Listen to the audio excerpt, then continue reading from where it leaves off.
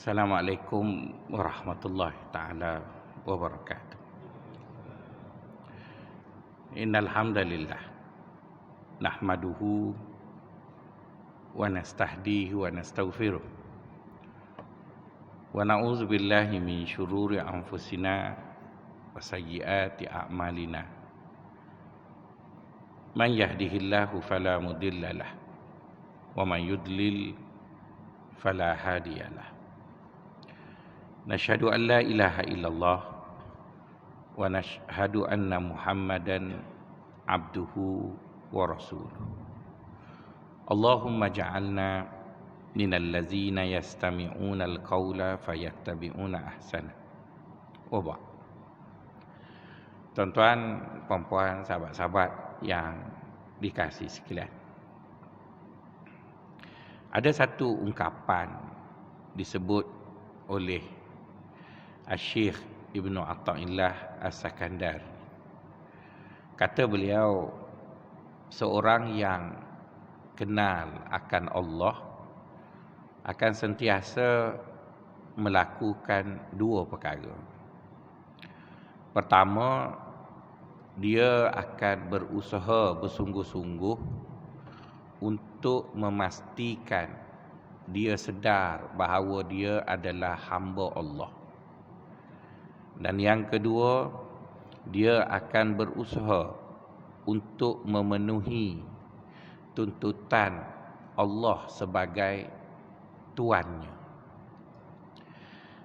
Jadi tuan-tuan, dalam apa yang diungkap itu seolah-olah Tuan Syekh cuba menggambarkan kepada kita bahawa apabila kita ini berdepan dengan Allah Subhanahu wa taala, maka kita harus mempunyai sisi pandang yang betul. Di mana kegagalan memahami sisi pandang yang betul itu akan menyebabkan kepincangan pada tindakan. Sebelum saya mengulas mengenai apa yang disebut itu, cubalah saya bawa pada tuan-tuan satu contoh lain yang memperlihatkan sisi pandang keadilan Allah Subhanahu wa taala. Misalnya, Allah menyatakan kepada kita bahawa Dia sengaja buat kita ni makhluk yang berdosa. Antara buktinya, Allah berfirman di dalam Al-Quran, Ya ayyuhallazina amanu tubu ilallahi jami'an ayyuhal mu'minuna la'allakum tuflihun. Wahai orang-orang yang beriman, bertaubatlah kamu semua kepada Allah agar kamu semua berjaya. Jadi ayat itu menyatakan bahawa kejayaan orang yang beriman itu adalah apabila dia bertaubat. Dan apabila dia meminta semua orang beriman itu bertaubat, itu membawa makna semua kita terpalit dengan dosa. Tak ada pengecualian. Baginda SAW memperkukuhkan akan kenyataan itu dengan sabda baginda, Kullu bni Adam khatta'un wa khairu khatta'ina tawwabun. Semua anak Adam itu melakukan kesilapan, dan sebaik-baik mereka yang melakukan kesilapan adalah mereka yang bertaubat.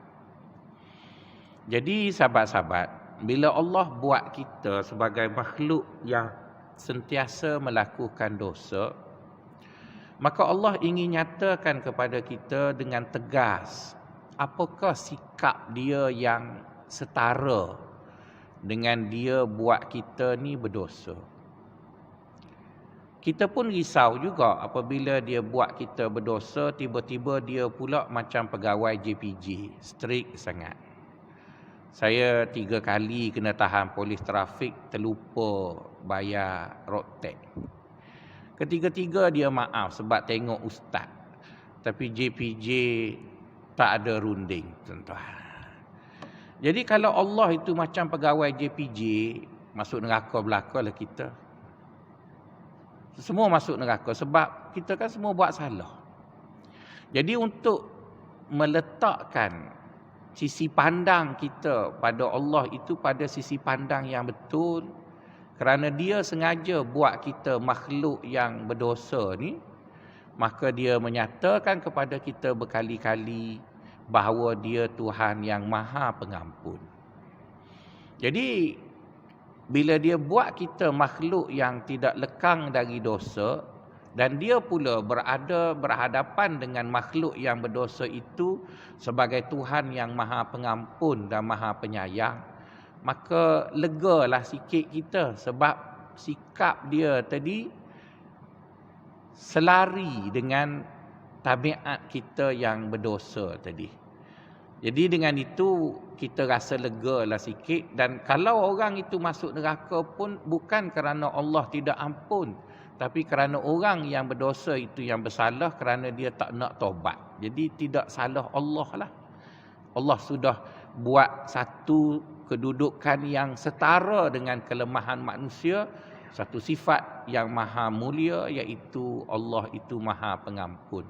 Dan sahabat-sahabat bila baca nama-nama Allah, ya sahabat-sahabat tak akan jumpa satu nama Allah yang lebih banyak diulang lebih daripada Allah menyatakan dia Maha Pengampun.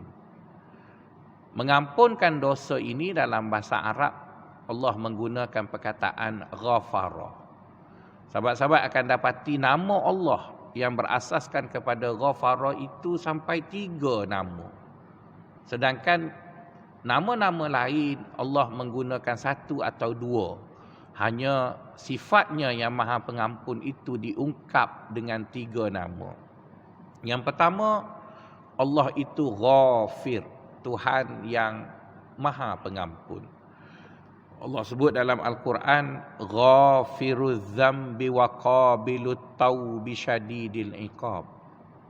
Dalam ayat yang lain Allah menyebut dia adalah Ghafur, iaitu Tuhan yang suka mengampun. Bukan sekadar pengampun, tapi suka sangat. Maka dia sebut innallaha ghafurur rahim. Sesungguhnya Allah itu amat suka kepada pengampunan. Dalam ayat yang lain Allah tidak sekadar menyebut ghafir, tidak sekadar menyebut ghafur.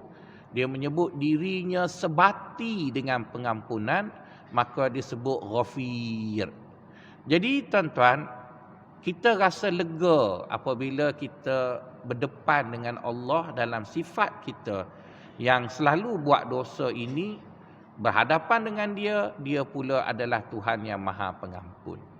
Jadi bila sahabat-sahabat faham maksud sisi pandang begitu, mari kita bicara tajuk pada pagi ini. Di mana pada pagi ini Tuan Syekh mengatakan Allah ini dia suka sangat bila kita duduk di dunia ini kita dapat mengekalkan status hamba dia. Dia nak sangat kita ni sentiasa sedar, aku ni hamba Tuhan. Aku ni hamba Tuhan, aku ni hamba dia. Dia nak sangat benda tu. Jadi kita akan bertanya, kenapa Allah nak sangat kita ni sedar kita sebagai hamba dia? Kadang-kadang tuan-tuan dalam hidup kita ini kita lihat gelagat manusia tu macam-macam. Dan dalam sejarah manusia yang cukup panjang ini, kita melihat sekian banyak rupa bentuk manusia memperhambakan manusia lain. Saya tak adalah baca sangat cerita perhambaan orang putih itu. Yang saya tengoknya masa muda-muda dulu cerita Kunta Kinte. Kan? Rasanya Kapten Ismail pun tengok juga ya Kunta Kinte. Bagaimana hinanya orang-orang berkulit hitam apabila mereka menjadi hamba kepada orang-orang kulit putih. Jadi tuan-tuan, kita dapat bayangkan ataupun kita dapat summarizekan dia punya falsafah perhambaan itu amat hina. Iaitu satu pihak tidak mempunyai apa-apa hak bila berdepan dengan satu pihak yang lain. Jadi adakah konsep itu yang Allah Ta'ala ingin terapkan dalam perhambaan manusia kepada Tuhan? Jawabnya ya. Iaitu hamba tidak boleh memiliki apa-apa hak apabila dia berdepan dengan Tuhannya. Jadi tuan-tuan, kalau kita memahami perhambaan dalam konsep itu, maka mungkin kita akan tanya, tak nak saya jadi hamba Tuhan, nanti Tuhan manipulate. Jadi bagi menghilangkan kesangsian itu, maka Allah Subhanahu Wa Taala sering menekankan kepada kita, ada beza orang itu memperhambakan dirinya kepada Allah dengan orang itu memperhambakan dirinya kepada selain Allah. Kata Imam Al-Ghazali rahimahullah, paling kurang ada 7 asas beza di antara perhambaan manusia kepada Allah dengan perhambaan manusia kepada selain Allah. Iaitu manusia menghambakan dirinya kepada manusia lain, manusia menghambakan dirinya kepada harta, manusia menghambakan dirinya kepada nafsu dan sebagainya. Segala bentuk perhambaan itu ada beza, paling asasnya 7 perkara yang membezakan di antara bentuk perhambaan manusia kepada selain Allah dengan perhambaan manusia kepada Allah. Dan saya tidak berhasrat untuk menyebut kesemuanya kerana ada satu perkara lain yang ingin saya nyatakan. Antaranya daripada 7 tersebut, pertama, Allah Subhanahu Wa Taala tidak mempunyai apa-apa kepentingan di atas perhambaan itu. Adapun selain daripada Allah, mereka ada kepentingan di atas sistem perhambaan itu. Misalnya seorang diktator ataupun seorang raja memperhambakan rakyatnya kepada dirinya. Diktator itu sendiri adalah lemah dan dia perlu kepada rakyat yang diperhambakan itu.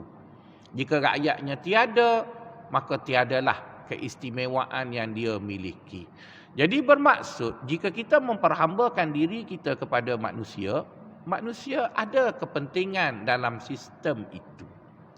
Tapi Allah Subhanahu Wa Taala, dia sebagai Tuhan yang mencipta kita, apabila dia minta kita perhambakan diri kepadanya, dia tak ada apa-apa kepentingan. Dan kalau tuan-tuan merasa sangsi di atas kenyataan itu, marilah sama-sama kita tengok apa yang dia suruh kita buat. Cuba tuan-tuan sebut pada saya, kalau tak nak sebut pun fikirlah sendiri. Ada tak satu perintah Allah yang mana Allah ada untung, kita pula rugi? Saya berani mencabar tuan-tuan agar tuan-tuan beri pada saya satu. Kenapa saya berani sebut satu? Kerana tak ada pun apa perintah Allah yang dia untung, kita rugi. Tapi kalau kita berada di bawah sistem diktator ataupun perhambaan manusia kepada manusia, hampir semua yang diperintahkan itu akan menguntungkan pihak yang menindas, pihak yang ditindas. Mungkin kita kata, ya Allah, banyak ustaz tengok bulan puasa nanti dia suruh kita lapar. Jadi kita tanya dia, bila dia suruh kita lapar, apa dia untung? Kalau Allah itu adalah seorang jurujual ataupun jual komoditi, mungkin dia suruh kita lapar sebab dia nak berniaga di planet Mars. Okeylah. Dia tak ada apa-apa pun. Malah tuan-tuan tanyalah doktor perubatan, tanyalah siapa. Siapa puasa dia sihat. Tak ada apa-apa yang merugikan. Cuma yang ruginya nafsu je lah. Baginda SAW mengatakan, sumu tasihhu. Kamu berpuasa, kamu sihat. Ada ustaz, nanti raya korban dia minta kita sembelih lembu. Ya tuan-tuan, memang dia minta kita sembelih lembu, sembelih kambing. Ada dia kata daging batang pinang letak bawah mimbar, nanti dia nak sedut. Mana ada tuan-tuan? Yang ada mintanya ustaz, dia nak makan. Ustaz bukan Tuhan. Saya bukan Tuhan. Jadi kalau tuan-tuan beri dekat saya, alhamdulillah lah, bukan Tuhan yang mintanya, saya yang minta. Jadi bermaksud tak ada pun. Jadi oleh kerana itu, kita menjadi hamba Allah, kita akan jadi lebih mulia. Jadi kita jadi hamba Allah, kita jadi lebih mulia. Tapi kalau kita jadi hamba selain Allah, kita akan jadi lebih hina. Maka sebab itulah baginda sallallahu alaihi wasallam sering menyebut berkali-kali, Allah SWT memarahi kita berkali-kali jika kita masih ingin memperhambakan diri kita kepada selain Allah. Kata baginda, ta'isa abdud dinar, wa ta'isa abdud dirham, wa ta'isa abdul khamisah. Yang bermaksud, malang dan rugilah orang yang menjadi hamba dinar. Malang dan rugilah orang yang menjadi hamba dirham. Malang dan rugilah orang yang menjadi hamba makanan.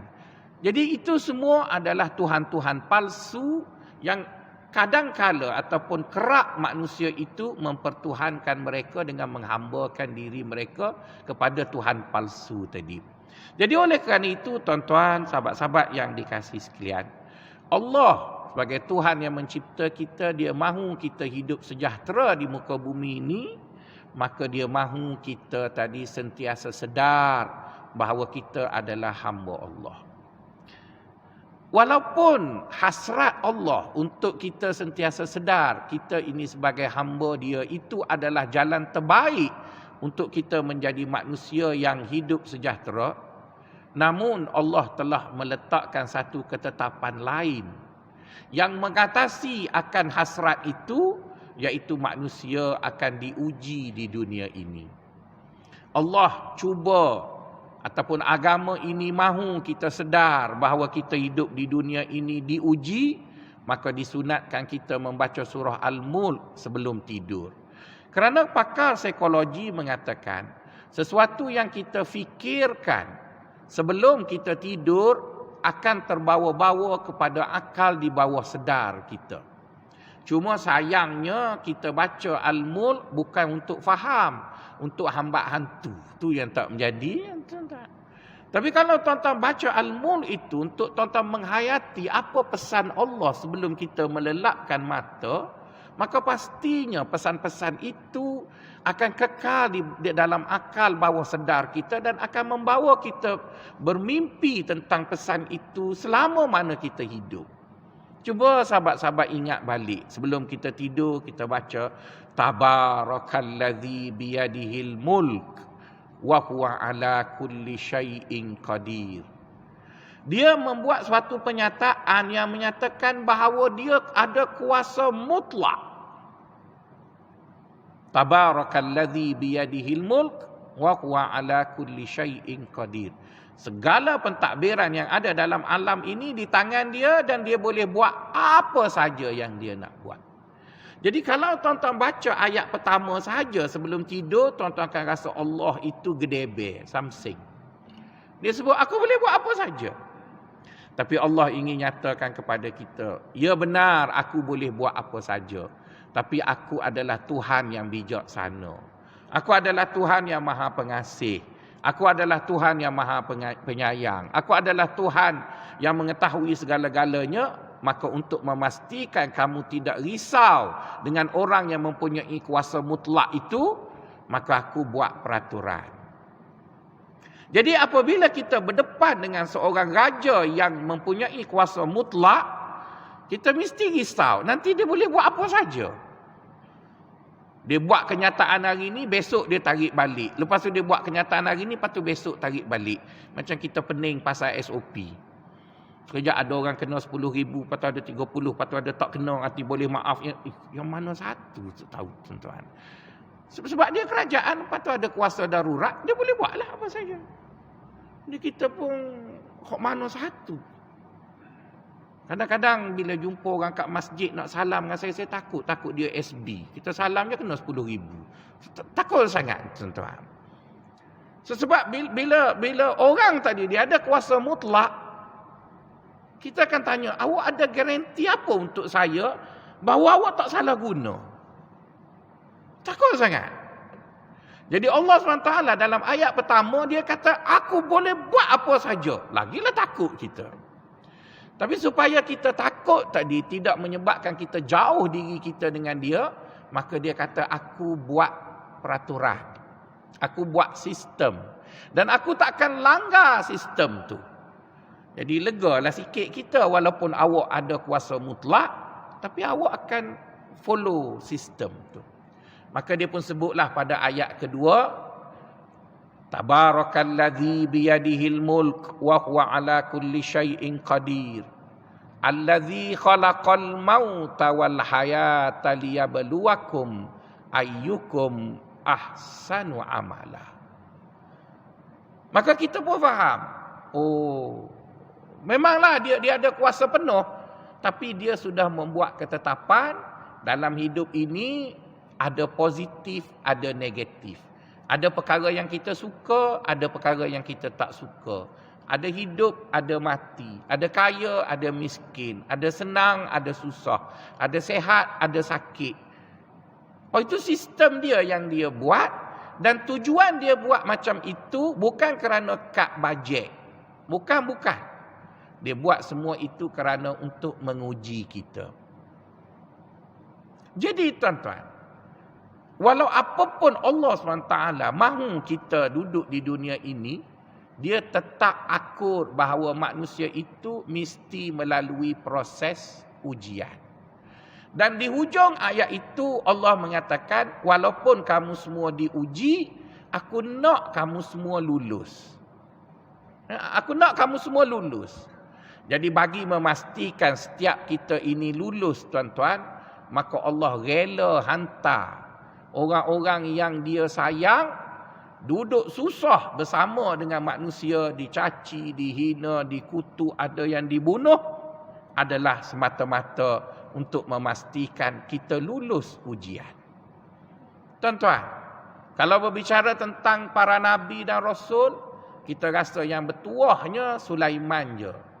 Jadi raja, nabi lagi, bini ramah, harta banyak. Itu je lah. Yang bini ramah, harta banyak yang kita semua nak ni, Nabi Sulaiman seorang. Yang lain, semuanya kena lenyek dekat orang. Ada yang kena potong kepala, susah hidup. Jadi kita tanya, untuk apa sekian ramai orang yang Allah Ta'ala sayang dikorbankan untuk datang kepada kita? Tidak lain dan tidak bukan adalah untuk memastikan kita melalui proses ujian itu dan kita lulus. Jadi sekarang, apabila kita seperti mana yang disebut tadi, sebagai hamba Allah, maka kita akan hidup sejahtera. Maka untuk memastikan kesedaran akan sikap kita, kesedaran akan status kita ini hamba Allah itu kekal, maka Allah Ta'ala uji kita. Jadi ujian itu, tuan-tuan, dia menjadikan makin lama manusia hidup di dunia, makin menjarak manusia dengan Allah. Makin jauh. Makin jauh. Makin jauh.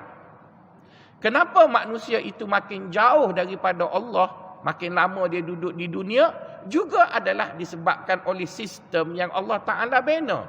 Allah Ta'ala sebut dalam Al-Quran, Wallahu khalaqakum min du'fin, thumma ja'ala min ba'di du'fin quwwatan, thumma ja'ala min ba'di quwwatin du'fan wa syaibah, yakhluqu ma yasha'. Allah berfirman dalam Al-Quran dengan mengatakan, aku buat manusia itu mula-mulanya lemah. Kemudian dia makin menjadi kuat. Setelah dia kuat, dia mula pula lemah dan beruban. Demikianlah Allah SWT mencipta sesuatu. Jadi tuan-tuan, ayat itu menggambarkan kepada kita, selagi manusia itu merasai dia lemah, maka selagi itulah manusia tadi baik. Tapi apabila rasa lemah, rasa kebergantungan, rasa kurang itu hilang, maka manusia itu mula overacting. Mula lain tingkah lakunya.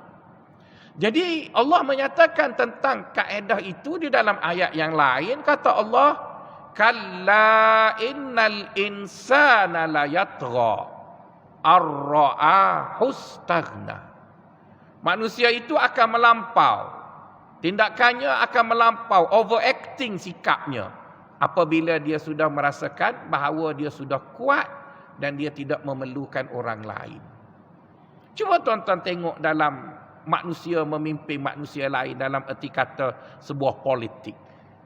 Semua parti politik mahu kuasa 2/3. Saya nak tanya tuan-tuan, untuk apa mereka mahukan kuasa 2/3? Kerana mereka ingin buat apa sahaja yang mereka nak buat je lah. Adakah kerana demi rakyat? Tak juga. Maka sebab itu kita lihat di negara barat, mereka tak pernah beri parti politik mereka menang 90%. Tapi di negara Islam di zaman Hosni Mubarak menang pilihan raya 99.9%. Hebat. Dan apa dia buat untuk negara Mesir? Jadi kita faham, kaedahnya macam itu. Manusia tadi apabila makin kuat dia rasa, dia akan makin melampau. Jadi oleh kerana itu tuan-tuan, Allah melihat gelagak manusia di muka bumi ini, dan Allah melihat kita makin jauh daripada dia. Dan makin jauh kita daripada Allah, makin sengsaralah hidup manusia tadi. Maka Allah panggil kita pulang. Dalam Al-Quran berkali-kali Allah menggunakan ayat yang berbeza untuk mengajak kita pulang. Antaranya kata Allah, wa anibu ila rabbikum wa aslimu lahu. Pulanglah wahai hamba-hambaku kepadaku dan berserah dirilah kamu kepada aku. Allah panggil kita pulanglah, pulanglah. Saya kalau dekat raya selalu sangat dengar lagu Aisyah. Tajuk lagunya Pulanglah. Oh, kalau dengar lagu tu nangis lalu tuan-tuan. Dahlah jarang balik, PKP pula tak boleh balik. Dia panggil balik kan? Pulanglah. Dia sebut pulanglah tu pun. Lepas tu ada orang Kelantan pula, dia buat lagu dikir baru pula. Baliklah weh, kena hak tu pula kat. Nak balik tuan-tuan, nak balik. Jadi bermaksud tuan-tuan kita dah jauh pergi, jauh dah.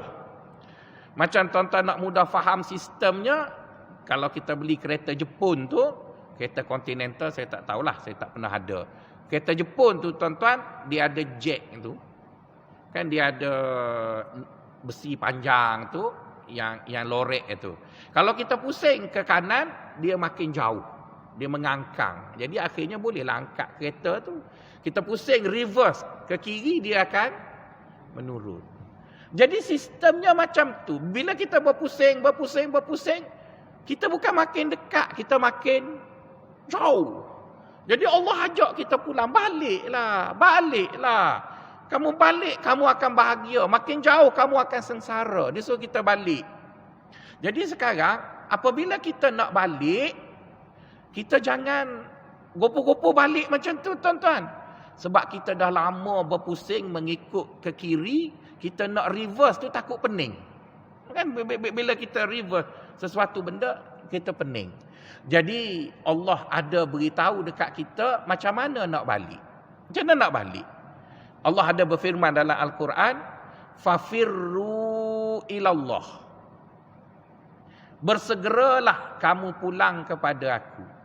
Syekh Ibrahim Al-Harawi ada mengulas mengenai kepulangan manusia kepada Allah itu dengan kata beliau, pulang kepada Allah itu mesti memenuhi 3 perkara. Kalau kita tidak raih 3 perkara ni, takut muntah tak jadi balik tuan-tuan.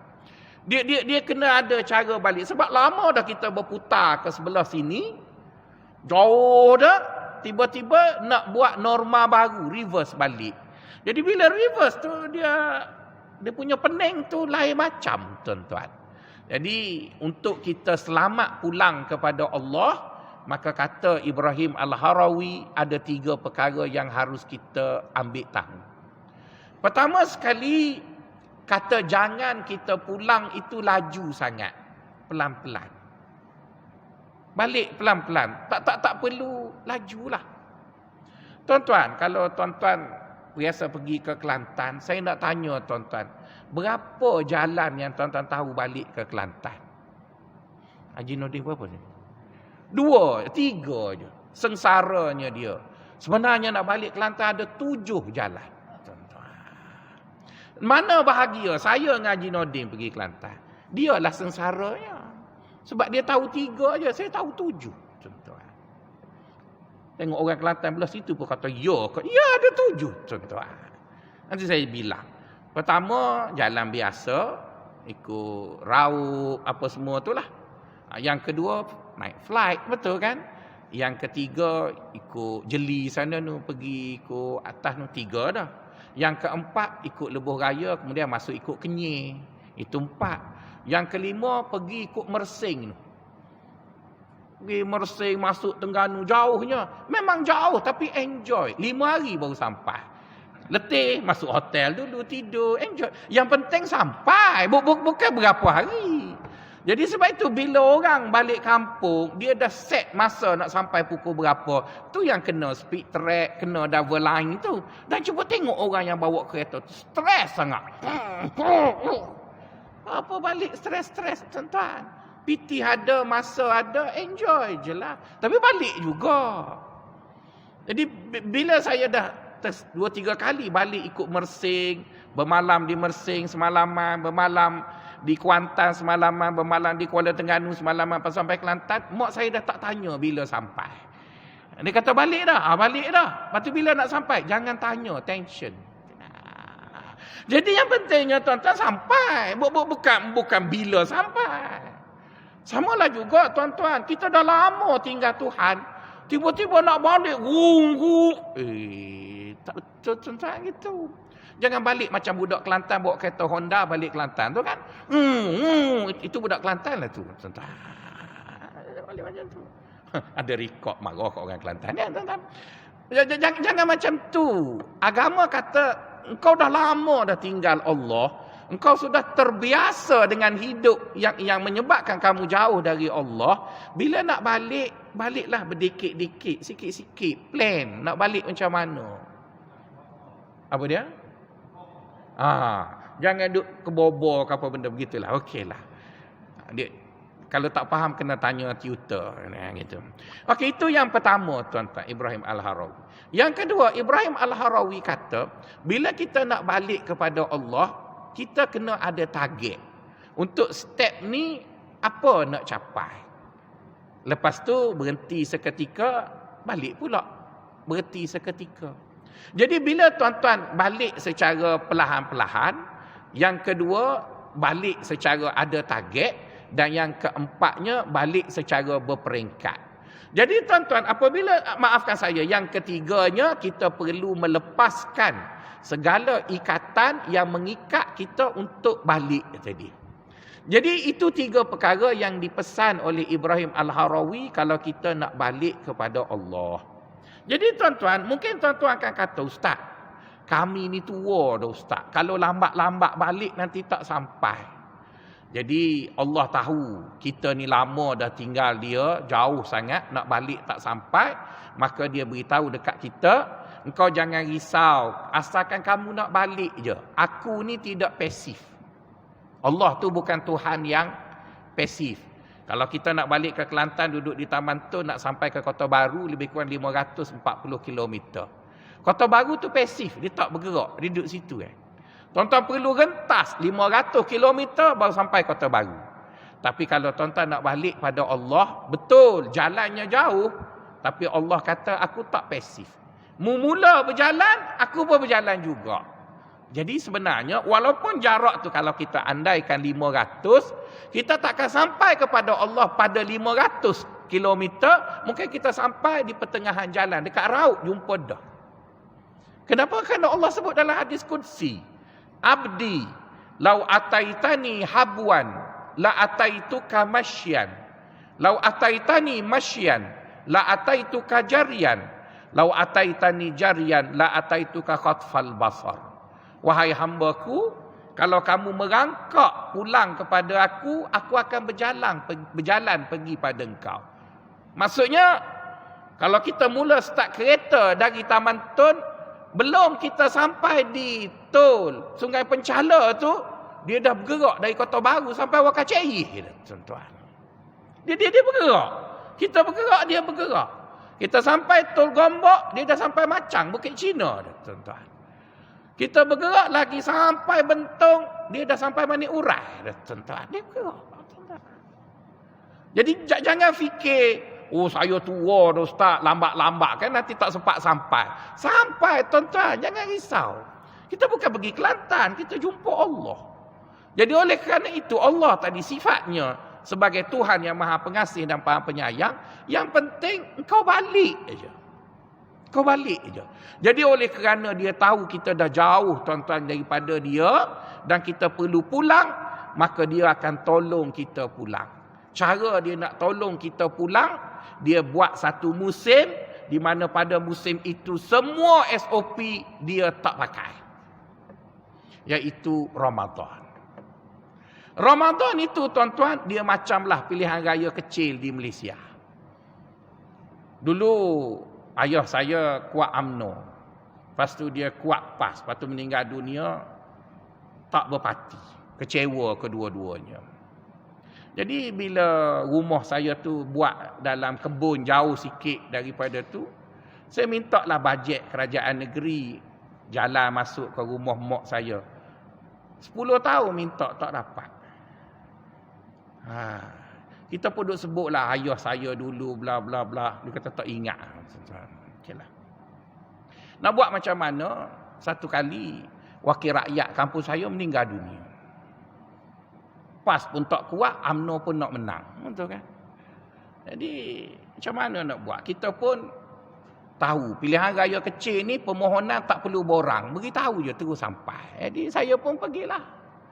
Dekat pejabat PAS saya kata atas rumah saya ada 13 orang adik-beradik. 13 dalam demokrasi boleh menang. Campur bini pula 13 jadi 26. Mak saya seorang 27. Nak tak 27 undi? Dia kata nak. Tak jalan kat rumah tu dulu. Tak terus tuan-tuan. 10 tahun minta tak dapat tuan-tuan. Tapi pilihan raya kecil turun peruntukan tuan-tuan. Lepas tu PAS PT tak ada, dia tar sikit je lah. Asalkan tutup buka bumi nampak. Pergi dekat UMNO minta UMNO double sekali lagi tuan-tuan. Lepas dah dapat tar tu, cakap kat adik saya, undi adalah rahsia. Ikut kamu lah nak undi siapa. Yang penting dapat tuan-tuan. Jadi bermaksud dalam sistem politik negara kita, masa biasa tuan-tuan kena isi borang, jumpa wakil rakyat. Kadang-kadang payahnya prosedur. Sedangkan bukan minta duit dia pun. Dia rumah dia macam-macam boleh. Kita macam-macam tak dapat. Jadi dalam teruk-teruk sistem negara kita pun pilihan raya kecil semua prosedur dibuang tepi. Itu satu cara lah. Cara yang kedua nak dapat peruntukan kerajaan tanpa prosedur, ajak Sultan mari masjid. Oh Kelantan kalau Sultan nak ziarah masjid, semua jalan yang Rolls Royce Sultan lalu akan ditar berlaku tuan-tuan. Jadi bermaksud dalam sistem dunia ada musim semua prosedur dibuang demi mencapai matlamat musim itu. Maka samalah juga dalam agama. Ramadan adalah satu musim yang Allah Ta'ala tak biarkan pegawai-pegawai malaikat duduk ke atas. Dia suruh semua turun. Tuan-tuan, dalam hari biasa, tuan-tuan nak suruh ampun dosa, tuan-tuan kena isi borang. Astaghfirullahalazim, astaghfirullah. Macam-macam tuan-tuan kena buat untuk ampun dosa. Tapi bila mari Ramadan, tak payah isi borang. Dia hanya sebut, engkau buat 3 perkara, aku control A, delete. Tuan-tuan. Tuan-tuan nak cari mana control A, delete? Control A tu kan komputer tu kan. Control A, dia select all, dan dia tekan delete. Dia bukan delete in history je. In cookies, leaching lemung. 3 kali dia delete, tuan-tuan. Cuba dengar hadis ni. Man shama ramadhana imanan wahtisaba ghufira lahu ma taqaddama min zambi. Siapa puasa pada bulan Ramadan dengan penuh keimanan dan kesabaran, Allah ampun semua dosanya. Tuan-tuan ingat itu cakap-cakap biasa ke? Hadis sahih, tuan-tuan. Wa man qama ramadhana imanan wahtisaban ghufira lahu ma taqaddama min zambi. Siapa yang dirikan malam bulan Ramadan, maka Allah Ta'ala ampunkan dosanya. Wa man qama lailatal qadri imanan wahtisaban ghufira lahu ma taqaddama min zambi. Siapa yang mendirikan malam Lailatul Qadar maka Allah SWT akan ampunkan dosanya. Jadi tuan-tuan, kita hanya perlu puasa, jaga waktu malam dan juga malam Lailatul Qadar, semua pahala dosa kita akan diampunkan oleh Allah. Jadi tuan-tuan, kalau ikut prosedur biasa, tuan-tuan kena istighfar pagi, istighfar petang, kena buat. Tapi mari Ramadan, dia buat begitu. Cuba tengok pada malam Lailatul Qadar. Allah tak kata dia turun. Yang dia kata dia hambak semua malaikat yang duduk ke atas tu turun ke bumi belaka. Macam kerajaan buat pilihan raya kecil lah. Semua pegawai kena pergi tempat berlakunya pilihan raya kecil. Tak percaya, cuba tengok masa pilihan raya Sabah. Semua menteri pergi. Musim-musim Covid pun pergi juga. Dia hambak habis pergi sana. Kaya syarikat kapal terbang. Sebab seorang-seorang menteri pergi berapa flight dia habis anak beranak dia pergi dan sebagainya. Sebab pilihan raya lah. Jadi Lailatul Qadar, cuba dengar dia kata apa? Tanazzalul malaikatu warruh. Tanazzal, dia tak sebut nazala. Nazala tu turun. Tanazzal ni berulang alik. Turun. Macam pilihan raya lah. Pergi. Habis korang tu lah. Jadi bila semua malaikat, Jibril, Mikail, Israfil turun belaka, malaikat rezeki pun turun, malaikat tu pun turun. Apa makna? Nak memudahkan matlamat daripada Ramadan, itulah yang ingin dicapai. Semua agensi yang mentadbir ni, Allah suruh turun malaikat, dan dia begitu berbesar hati membuka pintu seluas-luasnya untuk kita. Jadi tuan-tuan, kalau tuan-tuan rasa nak pulang, lepas tu Allah tolong kita buat musim Ramadan, kita tak ambil lagi, agak-agak kita nak kata apa kat diri kita? Nak kata kita ni seorang yang bijaksana ke seorang yang tolong? Kan tadi kita dah cerita kita kena pulang lah, pentingnya pulang macam-macam. Lepas tu dia beritahu pulang itu agak payah. Okey, sekarang mu nak pulang ke tak nak pulang? Nak lah. Ada kalau nak pulang, aku cipta, aku buat satu musim. Kalau kamu guna musim tu, kepulangan itu lebih pendek prosesnya. Dan sekarang nak sampai dah. Hari Selasa ni insya-Allah kita jumpa Ramadan. Jadi bila jumpa Ramadan, orang tu sia-siakan Ramadan. Sebab itu Nabi sebut, raghima anfu rajulin adrakahu Ramadan wa tamma Ramadan wa lam yughfar lahu. Rugi sungguh. Gitu. Rugi sungguh. Rugi sungguh tu Nabi sebab dia Nabi. Kalau saya jadi Nabi sebab tu saya tak jadi Nabi. Saya kata tolo sungguh. Rugi, maksudnya rugi sungguh nah orang ni. Bila mari Ramadan, dia sia-siakan. Dia abai, dia ignore aja. Lepas tu keluar Tan Sri Daniel, penyimpan mohon besar, kata raya dah. Dia pun hari raya. Lepas tu SOP kata tak boleh raya. Jadi double bodoh lah tuan-tuan. Double. Entah triple bodoh, tak tahu. Tadi dia kata nak balik payah. Macam-macam lah dia sebut, jalan jauh. Okey lah. Nak balik payah, jalan jauh. Sekarang dia bawa satu peruntukan, nak mempermudahkan kita pulang. Maka marilah aku akan bawa semua agensi untuk proses permohonan kamu masuk syurga apa. Aku nak mudahkan belaka ni. Kata tak ada apa. Jadi sebab itu tuan-tuan, kalau kita semak balik budaya kita orang Melayu, kita ni memang, saya rasa kadang-kadang kita tak boleh marah jugalah pada kerajaan. Memang sikap kita orang Melayu ni tak melihat peluang yang ada tu suatu yang perlu direbut. Sebagai contohlah ya, 20 tahun yang lalu kerajaan kita berfikir macam mana nak suruh orang Melayu ada duit. Maka dibuatlah PMB dan lancarlah amanah saham Bumi Putra. Sampai sekarang tuan-tuan, kota amanah saham Bumi Putra itu tak penuh-penuh. Orang Melayu asyik duk polemik halal ke haram ke halal ke haram ke halal ke haram. Masih duk polemik macam tu tak habis-habis lagi. Dan kita duk ingatkan dia nak hak halal betul. Masuk je tahun 2005 sudah ada instrumen-instrumen pelaburan yang benar-benar halal. Tak labu juga. Jadi bermaksud peluang tu diberi, Dan orang kita memang tak ambil pun. Dia asyik duduk retorik bergaduh je. Aku nak masuk syurga lah, nak duit bersih lah, macam-macam. Akhirnya B20 Melayu beli banyak-banyak saham Amanah Bumi Putra. Lepas tu baru bising. Kenapa orang kaya je yang beli saham? Dah orang miskin lama dah buka, dah asyik retorik. Halal haram, halal haram. Salahmu juga. Cuba tuan-tuan tengok. Bila buka je amanah saham wawasan untuk semua rakyat Malaysia, tak kira dia Bumi Putra ataupun tidak, dijangka kota itu akan habis 2 bulan. Cina pergi rembat 2 hari, tuan-tuan. Habis. Tuan-tuan. Habis. Jadi itu menunjukkan sikap bangsa lain. Mujurlah dalam Hindu tak ada Ramadan. Saya rasa kalau dalam Hindu ada Ramadan, habis Hindu masuk syurga agaknya kot. Kita je ada Ramadan ni, tuan-tuan. Kristian tak ada Ramadan. Hindu tak ada, Konfusius tak ada. Kita je orang Islam ada Ramadan. Rasa tadi macam menyesal sangat, dah jauh daripada Allah. Marilah nak balik, kita tolong. Tuan-tuan, kalau bercakap pasal Ramadan di negara kita, saya rasa malu itu masih banyak. Pertama, orang tasawuf kata, kalau kita ingin berjaya dalam bulan Ramadan, perkara paling awal kita kena buat ialah jangan fikir pasal makan.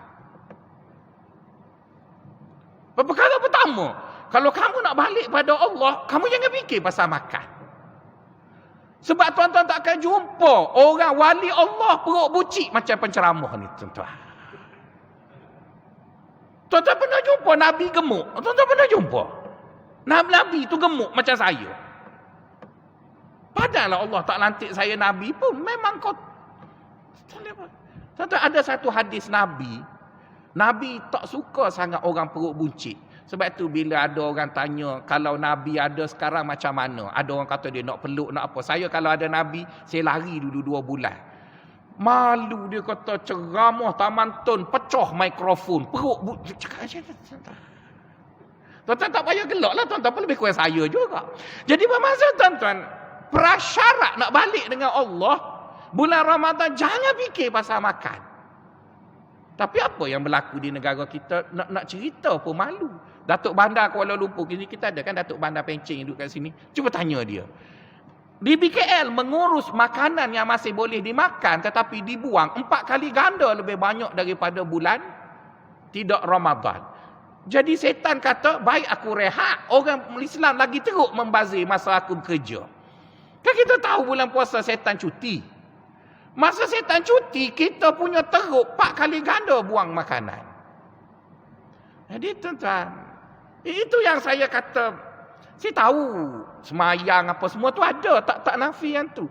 Tapi banyak benda-benda asas. Tadi kan sebut, nak balik pada Allah kena buka ikatan.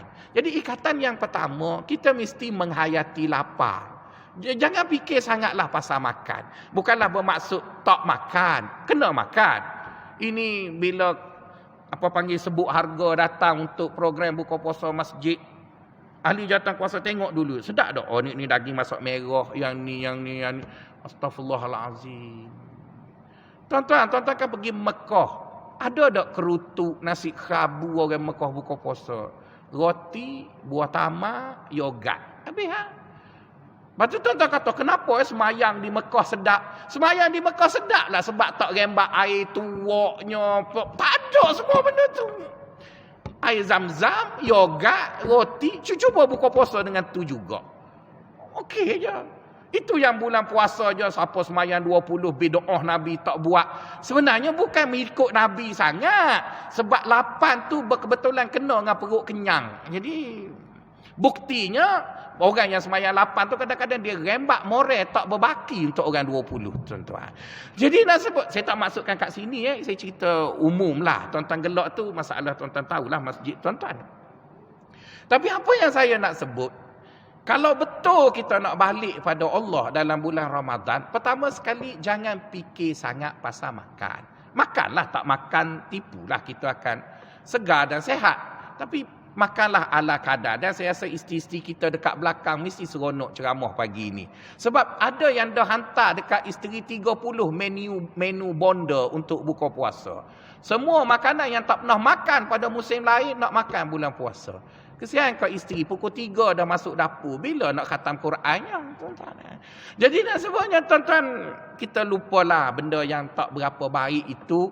Ini tidak kita bangga bulan Ramadan kita mempunyai 18 bazar Ramadan mega di Kuala Lumpur. Saya tak tahu nak bangga ke. Saya tak tahulah kalau Nabi masih hidup, Nabi menangis ke Nabi happy. Kalau tuan-tuan ingat bila Nabi pergi kat bazar Ramadan, sedap. Tak tahulah.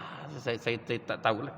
Tapi saya rasa Nabi akan sedih kerana musim extravaganza punya pahala ni kita sibuk bicara pasal makan. Itu yang pertama, tuan-tuan. Perkara yang kedua, tuan-tuan, yang perlu kita ungkai ataupun perlu kita buka ikatan yang mengikat kita untuk kita pulang pada Allah ialah waktu malam.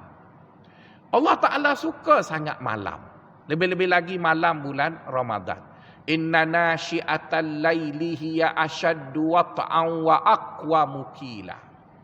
Sesungguhnya kami jadikan malam itu kesannya berkali ganda lebih kuat terhadap jiwa manusia apabila dia ingin bersama dengan Allah. Jadi orang yang betul-betul nak balik kepada Allah, tuan-tuan, dalam bulan Ramadan, dia tak akan abaikan malam. Dia tak akan abaikan malam. Siang hari okey lagi sebab kita kena bekerja ke apa. Bagi tuan-tuan yang tidak bekerja, cukup pelik, tuan-tuan. Kita bersungguh-sungguh menghidupkan siang Ramadan, malam kita bersungguh-sungguh buat kek. Jadi, tak kena tu, tuan-tuan. Tak kena sangat-sangat.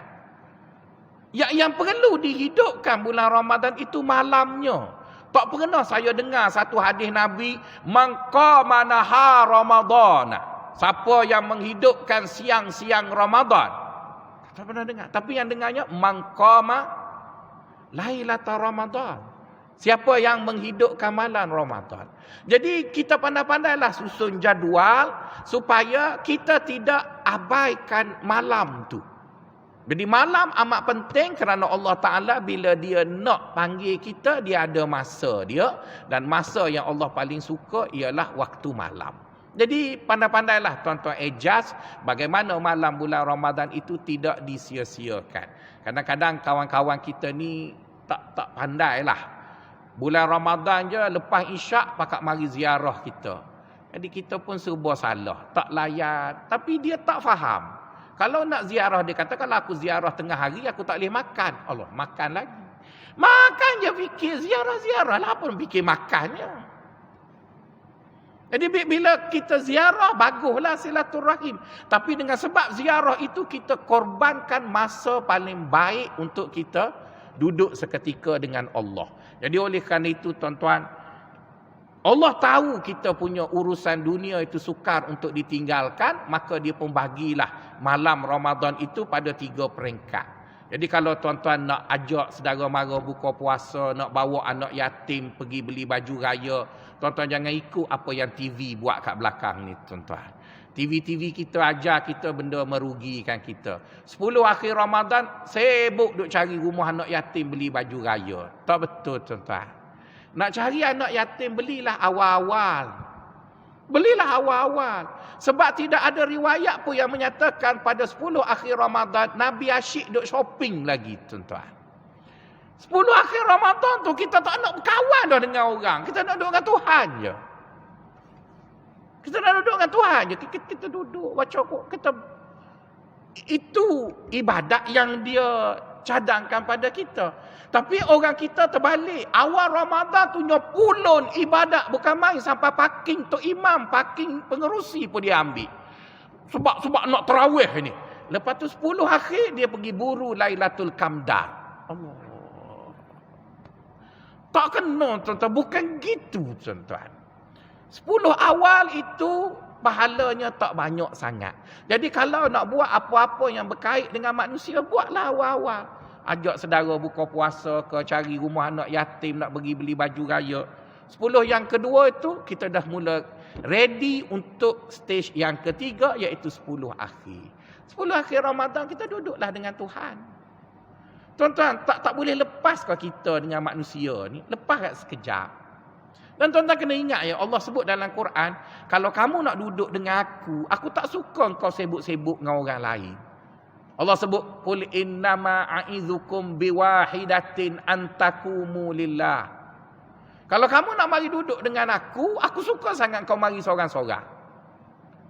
Jangan ikut lagu Andy Lala, Assalamualaikum YB. Kan ada lagu Andy Lala ke apa benda YB. Sibuk manjang, jaga cawangan, jaga kawasan, takut orang buang tak undi balik. Lupalah seketika tuan-tuan. Duduk dengan Allah. Allah pun sebut dalam ayat yang lain, fa iza faragta fansab. Aku tahu kamu sibuk. Selesaikan dulu urusan-urusan manusiawi itu. Kemudian janganlah berurusan dengan manusia sampai lupa aku. Jadi paling kurang tuan-tuan, 10 akhir Ramadan kita mesti serius. Dan kalau orang ajak lagi sembang, kita kata kat dia, tak erti bahasa ke? 10 akhir ni kalau orang tak bercara kat orang dah. Bukan kita tak nak tolong orang. Buktinya awal Ramadan kita buatlah. Beri makan orang, kita buatlah, tak apalah. Tapi 10 akhir Ramadan, kita nak duduk dengan Allah. Tuan-tuan rasa adil ke? Allah bagi tuan-tuan 365 hari, kemudian dalam setahun dia minta 10 hari. Saya rasa tak tahulah kalau tuan-tuan kata, orang mukmin ni kena sibuk tolong. Ya betul, saya pun setuju.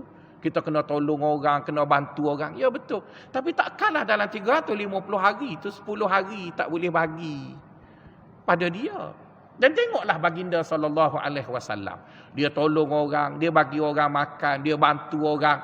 Tapi semuanya itu sebelum 10 akhir Ramadan.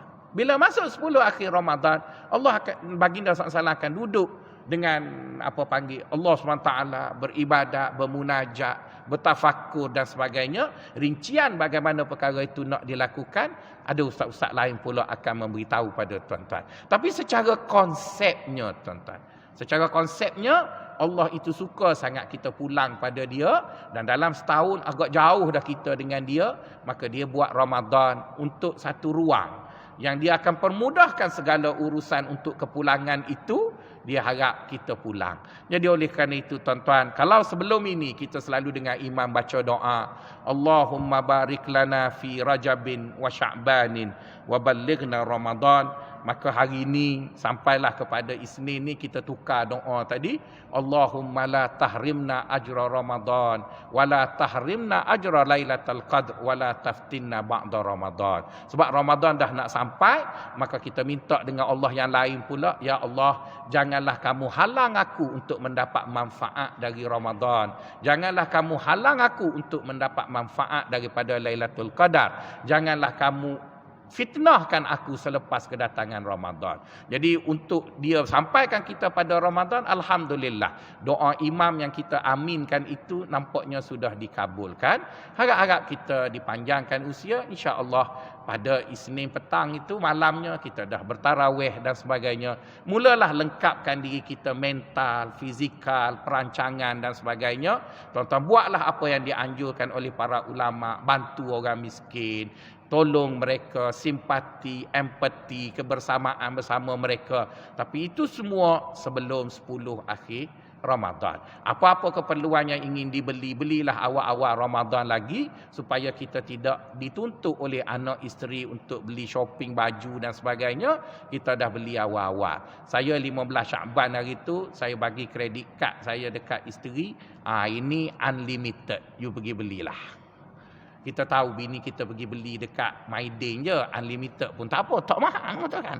Pergi belilah. Jadi bila dia dah beli tu, dia tak boleh ganggu lah. Kita bulan Ramadan nak ajak apa, dah bagi dah. Itu saya yang piti tak ada, tuan-tuan yang kaya raya ni lagilah. Tapi kalau belum lagi pun masih boleh, hari ni pun boleh, besok pun boleh. Tapi bulan Ramadan biarlah kita duduk dengan Allah pada waktu malamnya, siangnya kita bantulah sesama kita. Dan janganlah masjid kita ini menjadi satu contoh masjid yang paling besar berbelanja untuk makan. Biarlah kita berpada-pada tuan-tuan. Lagipun tuan-tuan bukannya sehat sangat, makan banyak-banyak nanti mati awal. Makanlah yang sehat-sehat, makan dan minumlah apa yang patut. InsyaAllah kita dapat manfaat dari Ramadan sebaiknya.